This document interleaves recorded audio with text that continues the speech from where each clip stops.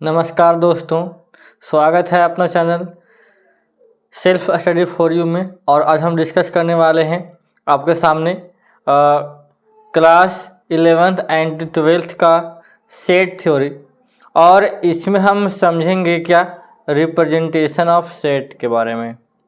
जैसा कि हम बता रहे हैं, ये हमारा तीसरा वीडियो रहेगा और इसमें हम रिप्रेजेंटेशन ऑफ सेट के बारे में समझेंगे। ये जो टॉपिक चल रहा है 11th और 12th दोनों के लिए काम करेगा, ठीक है, दोनों के लिए इम्पोर्टेंट होगा। और इसमें हम रिप्रेजेंटेशन ऑफ सेट्स के साथ साथ टाइप्स ऑफ सेट के बारे में भी हम डिस्कस करेंगे। तो चलिए शुरू करते हैं और समझते हैं। सबसे पहले हम समझते हैं कि आखिर हमको किसी सेट को रिप्रेजेंट करने की आवश्यकता क्यों होती है। Why we use representation of set, मतलब हम रिप्रेजेंटेशन ऑफ सेट क्यों करते हैं। जैसे इसका रीज़न ये है, हम दो एग्जांपल से समझते हैं। जैसे मान लिया जाए, कहता है set of all student of Gidhaur, मतलब गिद्धौर के सभी स्टूडेंट का एक सेट है। या set of all states of India, मतलब इंडिया के सभी स्टेट का एक सेट है। तो इसमें क्या किया गया है, सिर्फ स्टेटमेंट के रूप में बताया गया है, ठीक है।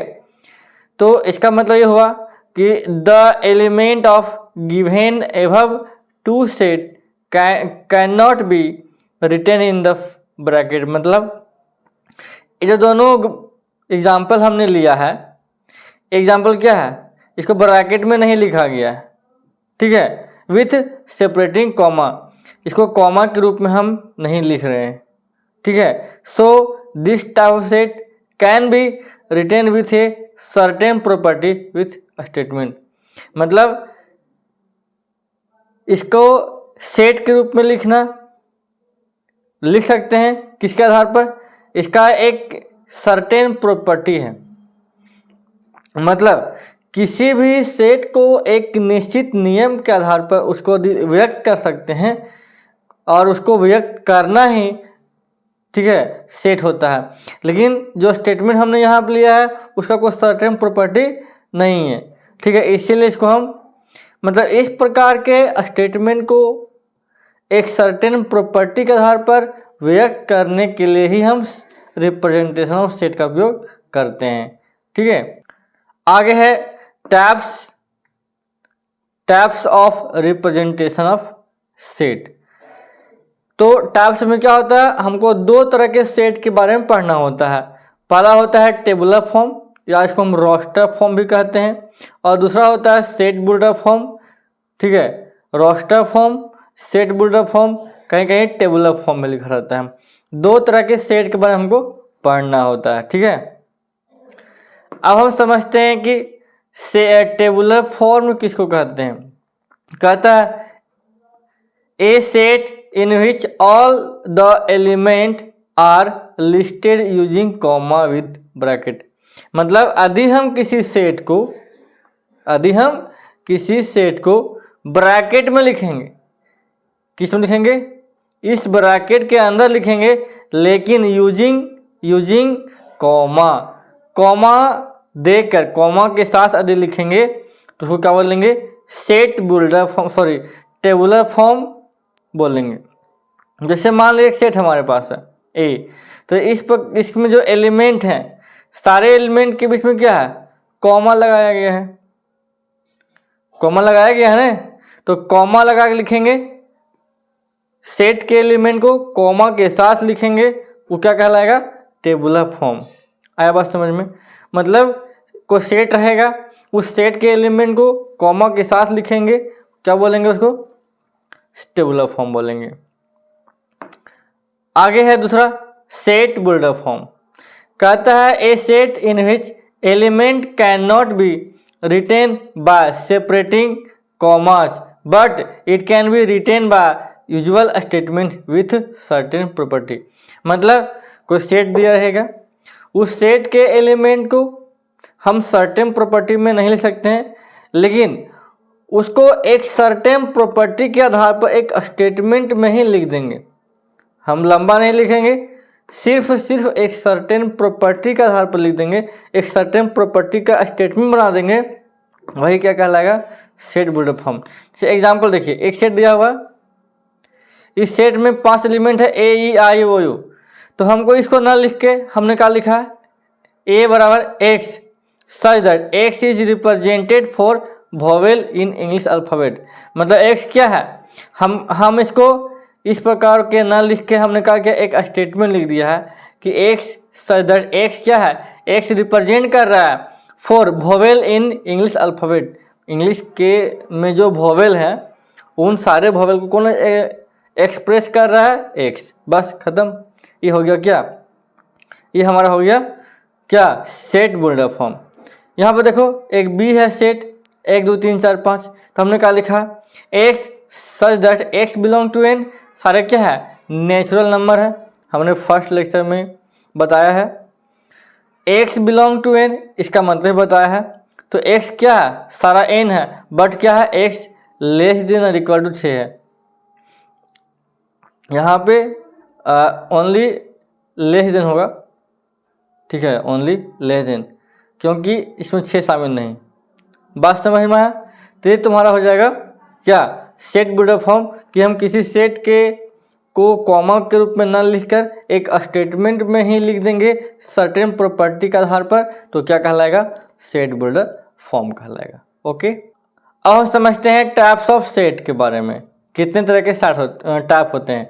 हम पहले समझते हैं फाइनाइट सेट। आखिर फाइनाइट सेट होता क्या है, कहता है a set having finite number of element is called finite set. यदि कोई सेट है, ठीक है, और इसमें फाइनाइट नंबर जिसको हम गिन सकते हैं, तो फाइनाइट नंबर ऑफ एलिमेंट होंगे, तो क्या कहलाएगा, फाइनाइट सेट कहलाएगा।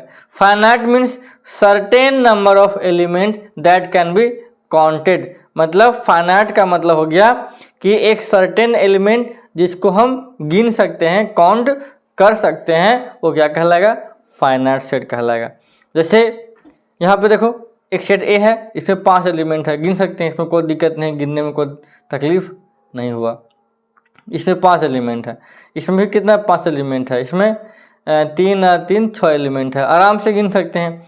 तो जिस सेट के एलिमेंट को हम गिन सकते हैं वो क्या कहलाएगा, फाइनाइट सेट कहलाएगा। ओके, दूसरा क्या हमारे पास है, इनफाइनाइट सेट। इस इनफाइनाइट सेट क्या, फाइनाइट का उल्टा है, कहता है a set having infinite number of element that is number of certain number that is number certain number of element is called infinite.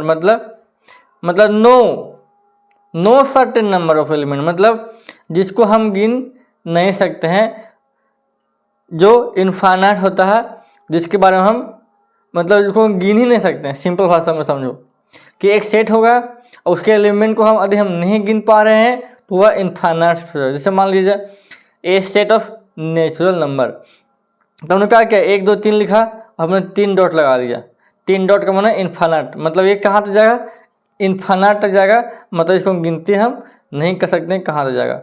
A set of integer, इसमें क्या होता है, देखो इधर बढ़ाएंगे तो ए minus infinity to plus infinity जाएगा, इसको गिनती करना संभव नहीं है, ठीक है। तो इस प्रकार के सेट क्या होते हैं, इनफाइनाइट सेट होते हैं, जिस सेट के एलिमेंट को हम गिन नहीं सकते हैं, ठीक है। अब समझते हैं कार्डिनल नंबर होता क्या है। Cardinal number of finite set कहता है the number of element in a finite set, मतलब किसी फाइनाइट सेट में नंबर ऑफ एलिमेंट को ही क्या कहते हैं, कार्डिनल नंबर कहते हैं। It is denoted by n A, मतलब number of element of set A. Here A किसके लिए है, सेट ए के लिए है। मतलब एक सेट हमारे पास है, तो इसमें क्या हो गया, कितने एलिमेंट है, 5, तो एन ए क्या हो जाएगा, 4 है, ठीक है। तो इसका कार्डिनल नंबर कितना हो जाएगा, 4, क्योंकि इस सेट में कितने एलिमेंट हैं, 4। मतलब किसी सेट में जितने नंबर होंगे, किसके लिए, फाइनाइट सेट के अंदर जितने एलिमेंट होंगे वही क्या कहलाएगा, कार्डिनल नंबर कहलाएगा, ठीक है।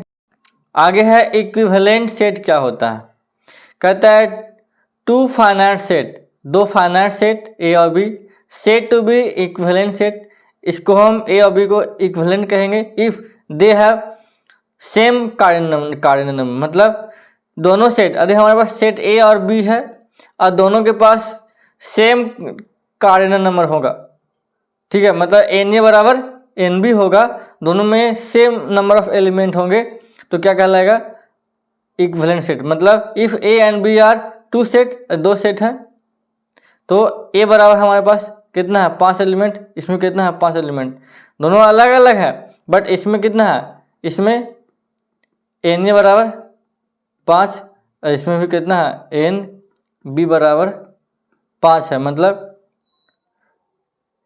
मतलब यहाँ पे कितना हो जाएगा, दोनों में एलिमेंट कितने हैं, 5 हैं, ठीक है। तो ये क्या कहलाएगा, इक्विवेलेंट सेट। मतलब दो सेट होगा, दो फाइनाइट सेट होगा और दोनों में same number of cardinal number होंगे, दोनों में सेम नंबर ऑफ एलिमेंट होंगे, तो क्या कहलाएगा, इक्विवेलेंट सेट कहलाएगा, ठीक है।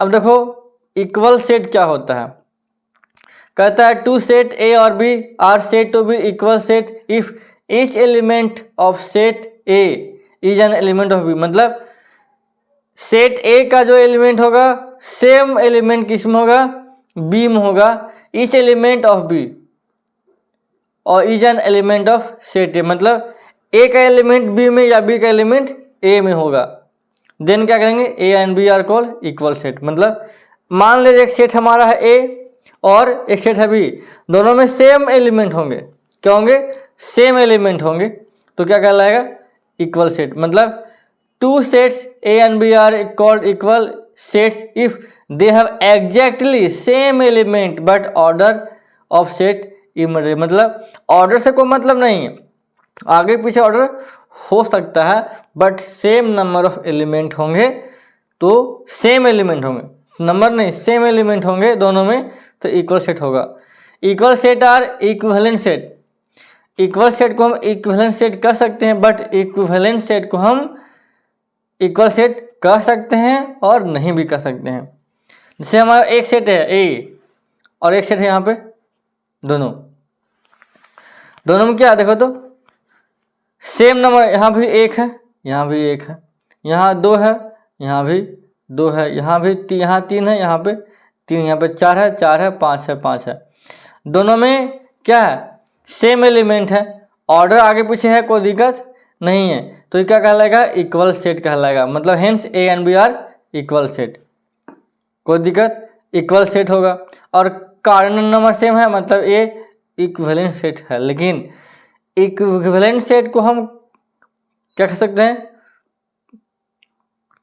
इक्वल सेट नहीं कह सकते हैं। जैसे मान लो यहाँ पे रहता AEIOU, दोनों में कार्डिनल नंबर सेम है, बट दोनों में सेम एलिमेंट नहीं है, सेम एलिमेंट नहीं है, तो दोनों तो इक्विवेलेंट है बट इक्वल सेट नहीं कहलाएगा। तो कहने का मतलब है कि अगर दो सेट है और इक्वल होगा, मतलब दोनों में सेम एलिमेंट होने चाहिए, तब इक्वल सेट कहलाएगा। यहाँ देखो हमने आगे एग्जांपल लिया है, एग्जांपल देखो, दोनों सेम है, दोनों का कार्डिनल नंबर सेम है। यहाँ पे एन ए बराबर कितना हो जाएगा, 5 और एन बी बराबर भी 5, दोनों में 5 5, तो both A and B are equivalent set but equal set नहीं होगा, क्योंकि यहाँ पे 1 है, यहाँ पे अल्फ़ाबेट है, यहाँ पे डिजिट है, तो सेम एलिमेंट तो है नहीं, तो सेम एलिमेंट नहीं है तो इक्विवेलेंट सेट है बट इक्वल सेट नहीं है, ठीक है। Finally two sets A and B are called equal set, यदि x belong to A then x belong to B, दोनों होना चाहिए, या x यदि बी में है तो x कहाँ होना चाहिए, ए में, मतलब दोनों में। यदि x ए में है तो x बी में होना चाहिए, या x बी में है तो x ए में भी होना चाहिए, मतलब दोनों में सेम एलिमेंट होने चाहिए। That means this is called equal set. Okay, अब हम समझते हैं क्या एम्प्टी सेट या नल सेट या वॉइड सेट, एक ही सेट का 3 नाम है। तो a set having no any element, यदि कोई सेट है और उस सेट में एक भी एलिमेंट नहीं है, उसको क्या कहते हैं, नल सेट कहते हैं, और इसको डिनोट करते हैं फाई। क्या कहते हैं, फाइव से दिखाते हैं। द सेट दिया गया है, जीरो यहाँ पे लिखा हुआ, is not a empty set has contain zero element.